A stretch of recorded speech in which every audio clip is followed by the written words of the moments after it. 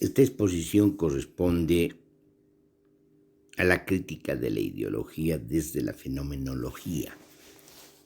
Sería la segunda parte. Retomando lo que expusimos en crítica de la ideología desde la fenomenología, vamos a concentrarnos en aquello que vamos a llamar la constitución de la realidad, donde interviene operativamente el cuerpo. El cuerpo se convierte no solamente en el centro, en el núcleo, sino en la condición indispensable para acceder a la realidad y por lo tanto también conocerla. En ese sentido, tenemos que diferenciar lo que entendemos por realidad y darle una conceptualización, un carácter anímico y dinámico. ¿Por qué anímico? Porque existe el cuerpo es un ámbito de sentidos, de sensaciones, es un ámbito de vivencias, por lo tanto de experiencias, y por lo tanto también es un ámbito anímico. Entonces es importante entender que hay una relación del cuerpo con la realidad, en tanto que estamos hablando desde una perspectiva de la multiplicidad del cuerpo, o el cuerpo como multiplicidad, pero también estaríamos hablando de la multiplicidad de la realidad. Es decir, esa relación del cuerpo es una relación con la cosa, pero la cosa es la referencia a partir de la cual se constituye y construye la objetividad de la cosa. Y esa objetividad de la cosa se la construye a partir de la experiencia de su aparición. Es decir, que cuando hablamos de realidad estamos hablando de aquello a la que accede el cuerpo. De una manera desenvolvente, de una manera en desarrollo, si ustedes quieren, es decir, de una manera que va amplificándose. Pero hay que distinguir esta realidad de algo que el empirismo, quizás el empirismo más vulgar o el materialismo más vulgar, entiende realidad, es decir, como en primer lugar entiende realidad como algo no dinámico, como algo parecido a una especie de inercia, algo que está ahí independientemente del sujeto, independientemente de nosotros, independientemente del cuerpo, que está ahí. Pero esa es una hipótesis, pues. La realidad supone esa relación con el sujeto, tanto solipsista como el sujeto social. Es decir, esa relación con la constitución de la subjetividad y la constitución de la intersubjetividad.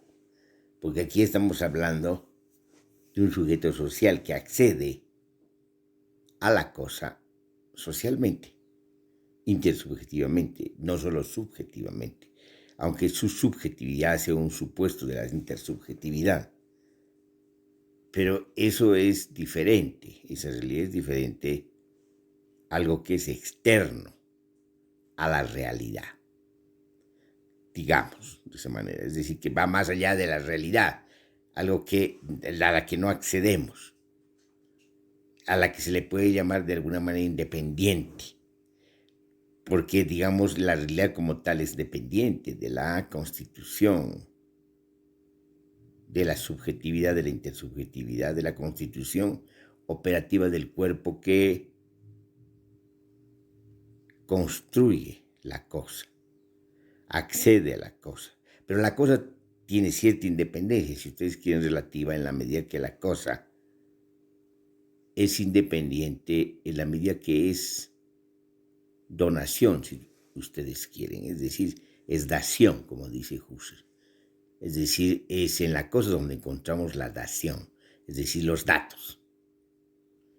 Es decir, esos datos a los cuales accedemos y construimos y conformamos a partir de nuestras sensaciones, de nuestra percepción, de nuestro propio cuerpo, de la fenomenología del cuerpo, como nosotros hablamos. Entonces, esa realidad, digamos, tiene una independencia relativa respecto al sujeto, al sujeto social, a la intersubjetividad. Pero esa independencia relativa es indispensable, porque la cosa como tal no es un invento del sujeto, puede ser una construcción del sujeto. Es decir, el sujeto está operando de tal manera que está logrando, si ustedes quieren, integración respecto a la cosa, comprensión, conocimiento, por lo tanto entendimiento en relación a la cosa. Y en esta construcción, en esta constitución, el sujeto está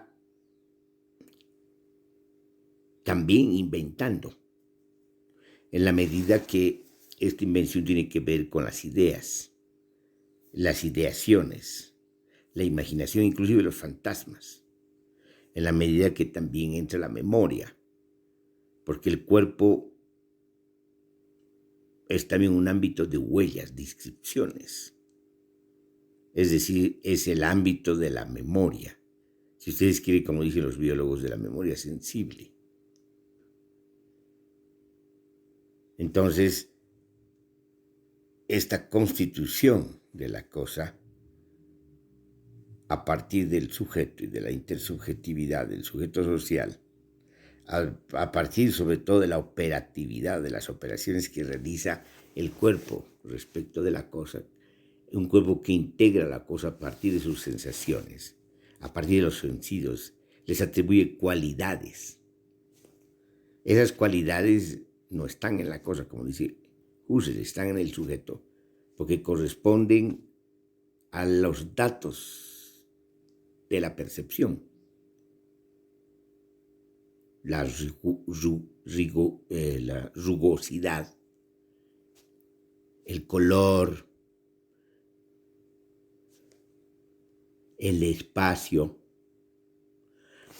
es decir, todas aquellas cualidades que tienen que ver con los sentidos son los que atribuye el cuerpo a la cosa. Es en la relación entre sujeto y cosa, entre cuerpo y cosa, que se dan pues esos datos, si ustedes quieren, inmediatos, esas cualidades, esos atributos. Esos atributos aparecen en la relación, no es que están en la cosa. La cosa es un referente y tiene una independencia relativa en la medida que obviamente hay una referencia a aquello que podemos llamar más allá de la exterioridad, o más allá de la realidad, más allá de la afuera misma, porque el afuera y la exterioridad son conceptos que están vinculados con el adentro y con la interioridad, es decir, son mutuamente dependientes con sus simétricos, el afuera con el adentro, la exterioridad con la interioridad, de la misma manera que son complementarios y simétricos la trascendencia y la inmanencia. La cosa, o sea, está en el ámbito de la trascendencia, Es decir, accedemos a partir de la experiencia a la cosa y por lo tanto hay una relación de trascendencia. Sin embargo, esa relación de trascendencia tiene que ver con el cuerpo y el ver con el cuerpo también tiene que ver con una inmanencia, con lo que hace el cuerpo, consigo mismo, no solamente con la cosa, precisamente para acceder a la cosa. Y esa inmanencia tiene mucho que ver con lo que vamos a llamar una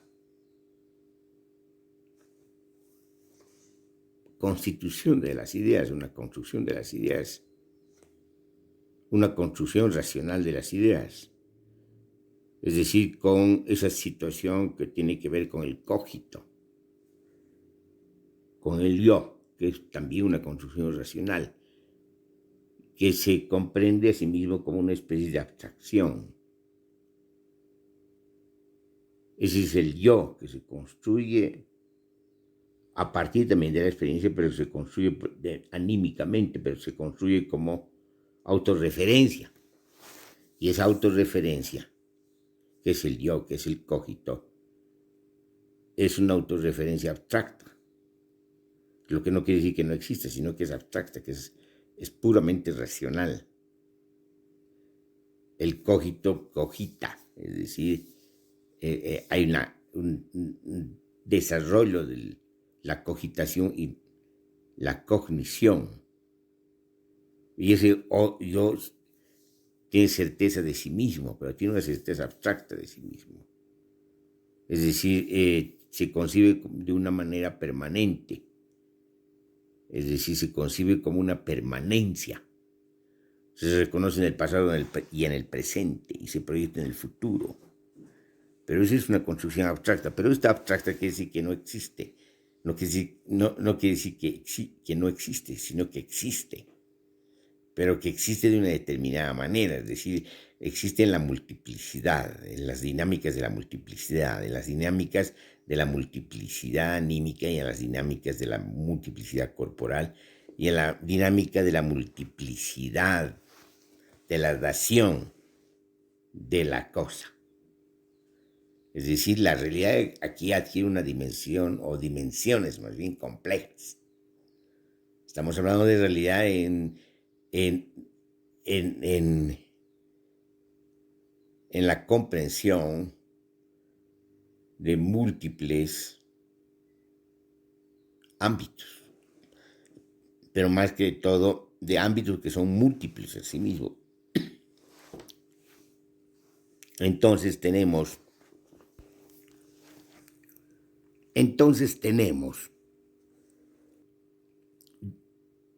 múltiples dinámicas integradas de multiplicidades, de procesos y de ámbitos a su vez integrados de una manera dinámica y de una manera múltiple.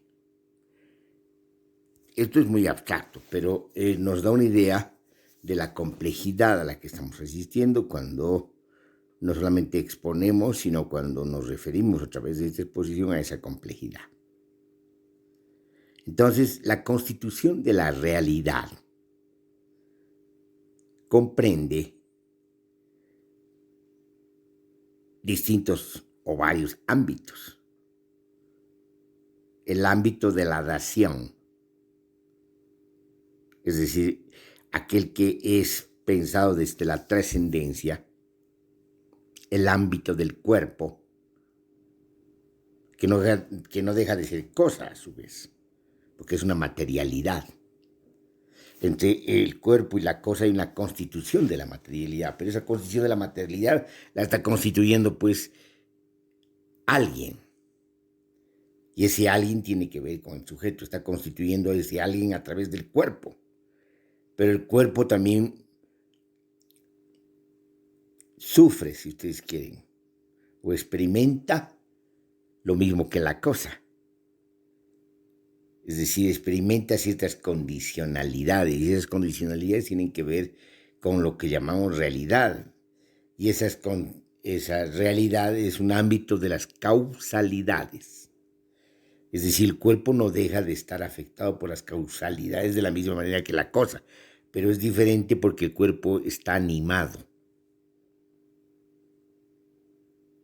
independientemente de que esa cosa, que es la referencia, también sea animado. Se supone también que hay cosas no animadas. Eso desde Husserl. Bueno, pero aquí lo que interesa es de que el ámbito de la realidad es un ámbito de causalidades. Pero que el cuerpo, siendo cosa, pero además siendo cosa animada, siendo una materialidad, pero también una materialidad que supone la animación. Es decir, si ustedes quieren, la condición de vivencia, la cualidad de vivencia, la facultad de vivencia, ese sujeto está relacionado con un ámbito o emerge en el cuerpo ese ámbito de la inmanencia, ese ámbito de la memoria, de los distintos estratos de la memoria y de los distintos estratos de la inmanencia, ese ámbito donde además en esa autorreflexión el cuerpo se constituye como yo y como cogito, es decir, efectúa una construcción racional de su experiencia, de su autorreferencia. Y en ese sentido, el cuerpo a partir de la percepción constituye pues la realidad, accede a la cosa, pero accede también al mismo cuerpo, accede a la experiencia corporal. Y al acceder a la experiencia corporal lo hace tanto de la misma manera que en la trascendencia, pero también lo hace de otra manera, como inmanencia. Es decir, se constituye una subjetividad, pero en la medida que hablamos nosotros de la cosa, del acceso a la cosa, hay una ideación, se están construyendo ideas, estamos nombrando, estamos usando un lenguaje, estamos heredando de las relaciones sociales, del ámbito de las relaciones sociales, si ustedes quieren, de su propia historia, de la historia de las relaciones sociales, estamos heredando no solamente el lenguaje, sino el conocimiento. Estamos adquiriendo también cuadros de datos, cuadros de interpretaciones, cuadros narrativos, y estamos accediendo o usando, si ustedes quieren, corpus teóricos. Entonces, en esta relación hay una construcción de ideas, es decir, estamos dando nombre a la cosa, o nombre a las cosas, y al darle nombre a las cosas estamos atribuyéndoles cualidades, pero también dimensiones, magnitudes. Estamos midiendo las cosas, estamos relacionándonos con la cosa, no solamente a través de nuestra percepción, sino que estamos percibiendo las distancias respecto a la cosa, el movimiento, nuestro movimiento respecto de la cosa. Es decir, la cosa puede ser concebida como inalterabilidad.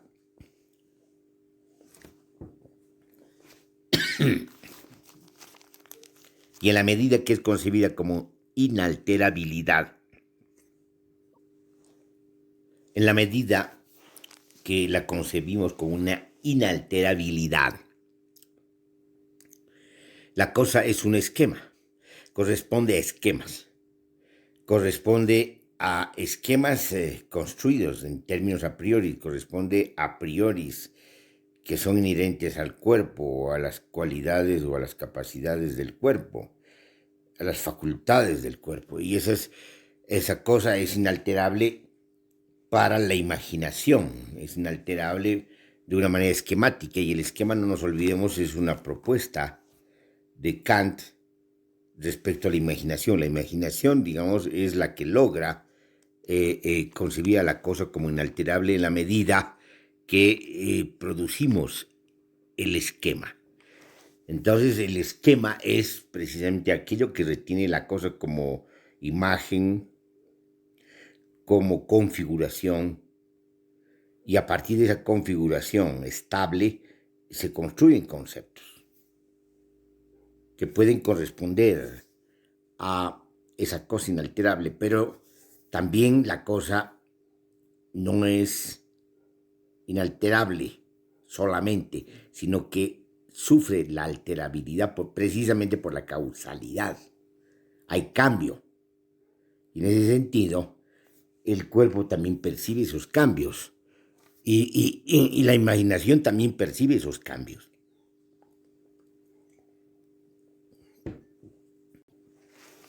Y cuando la imaginación percibe esos cambios, tiene también una concepción alterada de la cosa. Si ustedes quieren, de su desarrollo o sus distintas formas de aparición, y por lo tanto se pueden construir esquemas cada vez más complejos. Inclusive si ustedes quieren, como ha llegado a la ciencia, esquemas evolutivos o respecto a la evolución. Entonces, en este caso estamos ante esquemas, es decir, hay una conceptualización de la cosa. Y esa conceptualización de la cosa se esquematiza, se objetiva, adquiere interpretación, adquiere una explicación. Y al adquirir esta explicación, digamos, la cosa sigue mutando, si ustedes quieren, sigue siendo afectada por la causalidad, pero hay una conceptualización de la cosa sobre la que trabajamos, hay una ideación de la cosa sobre la que trabajamos, hay una imaginación esquemática de la cosa sobre la que trabajamos. Entonces hay una racionalidad que trabaja esta memoria de la cosa o estos estratos de la memoria de la cosa. Y al hacerlo, están construyendo, si ustedes quieren, también una mundanidad de cosas ideal, en la medida que estamos hablando de las cosas, del ámbito de las cosas desde una perspectiva esquemática, es decir, desde una perspectiva teórica.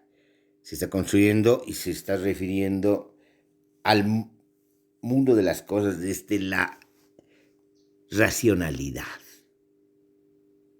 Entonces, fíjense lo complejo, porque entonces tenemos distintos ámbitos de complejidad. Y aquí pues radica la importancia de comprender a cabalidad, por decirlo así, la construcción de ideas, la construcción ideacional del mundo, que de alguna manera también es complementario a la construcción y constitución de la realidad. Es decir, estamos hablando de ámbitos múltiples, de ámbitos que son multiplicidades de acontecimientos que a su vez tienen que ser comprendidos en esa complejidad. Pero una complejidad que no deja de ser dinámica, donde supone, digamos, este juego constante entre lo inalterable y lo alterable. Y en esa reflexión Husserl, en Ideas 2, se plantea pues el tema de lo anímico, pero también el tema del alma, la realidad como realidad no solamente de la cosa, sino realidad anímica. Y esa realidad anímica tiene que ver también con el alma. ¿Pero qué sería el alma? Es decir, obviamente es esa integralidad, esa totalidad, esa intuición de la inmanencia íntegra, completa, pero que a diferencia de la trascendencia y de la cosa, no se fragmenta, no se divide, es una unidad. Es una unidad diferente a la unidad de los esquemas, de los esquematismos respecto de la cosa. Es decir, las unidades son indispensables porque las unidades de alguna manera unifican la experiencia, unifican los fragmentos de la experiencia y de la memoria y unifican los fragmentos o la fragmentación vivencial, digamos, de la cosa a partir de los sentidos, en la medida que nos movemos. Y por lo tanto hay una construcción constante de la unidad. Hay una como unificación y por lo tanto hay una intencionalidad en la relación a la cosa y esa intencionalidad en relación a la cosa, esa motivación en realidad de la cosa, es una condición anímica fundamental de la constitución de la realidad.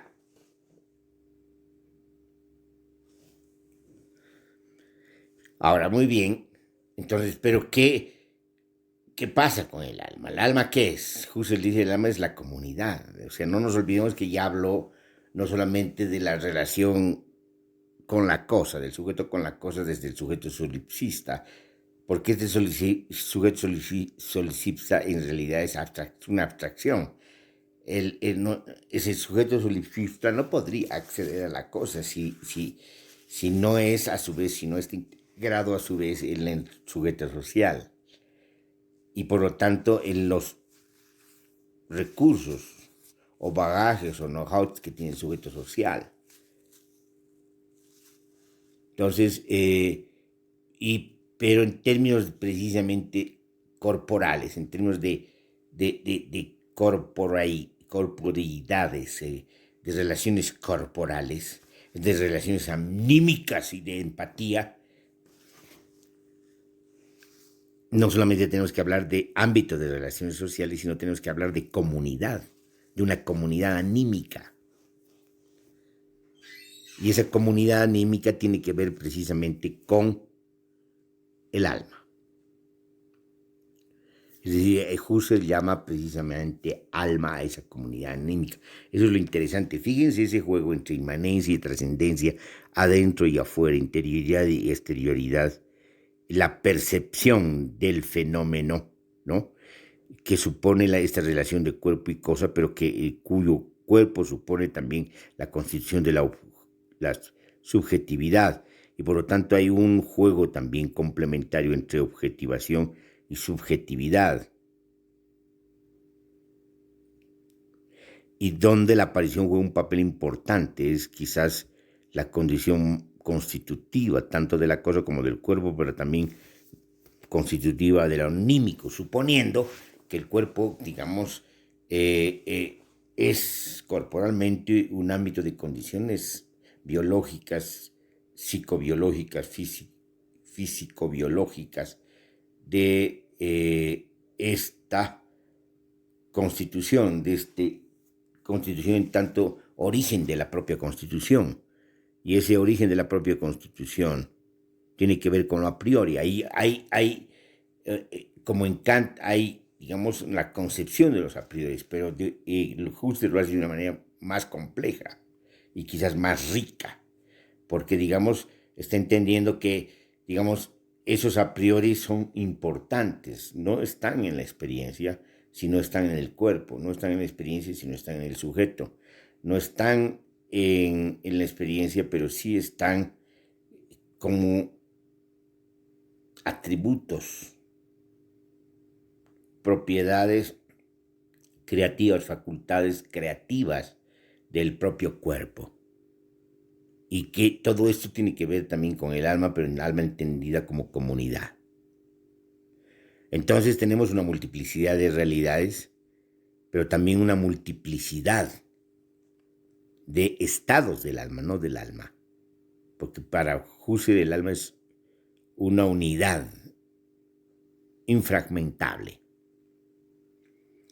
Entonces, aquí el papel de las ideas es importante porque son las ideas que de manera simultánea, una simultaneidad dinámica, se están refiriendo a la cosa, inclusive antes de accederlas, como a priori, y en la medida que se accede a través de la experiencia a las cosas, las ideas también evolucionan o se transforman.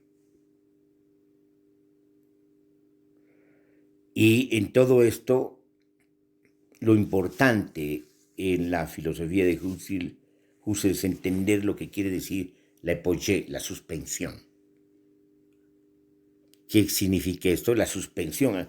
Para comprender la aparición, para tener una teoría de la aparición, y eso significa la fenomenología, es indispensable la suspensión. Es decir, suspendernos sobre la experiencia, sobre los conocimientos que tenemos, suspendernos sobre la misma experiencia, poner, digamos, en suspenso todo, para, digamos, volver a tratar desde sus condiciones de posibilidad originarias, todo para entender en qué consiste la constitución de la realidad. Como pueden ver, en Ideas 2 estamos ante un Husserl altamente rico y ante una teoría altamente compleja. Por eso hemos dicho, cuando expusimos el ensayo y publicamos el ensayo sobre la fenomenología, sobre fenomenología y complejidad, o fenomenología desde la perspectiva de la complejidad, que Husserl ya no está dentro de esa historia de la filosofía moderna, puesto que el último filósofo parece ser Hegel, y lo que viene después, sobre todo en Husserl, es, si ustedes quieren, una posfilosofía, es decir, estamos entrando al pensamiento complejo. Y aquí no vamos a hablar de Heidegger, ya lo hemos calificado antes, y vamos a dejar todavía esa calificación. Algún rato vamos a tratar de manera más pormenorizada su filosofía, pero hemos considerado que Heidegger en realidad es un filósofo entre poetas y un poeta entre filósofos. Es decir, no podemos tomar como posfilosofía, es decir, es una regresión Heidegger a la ontología, pero la ontología, si ustedes quieren, no solamente moderna, sino también clásica. Con eso terminaríamos la exposición y estaríamos en espera de seguir con estas reflexiones epistemológicas, filosóficas, epistemológicas y filosóficas críticas, esta arqueología crítica del pensamiento complejo.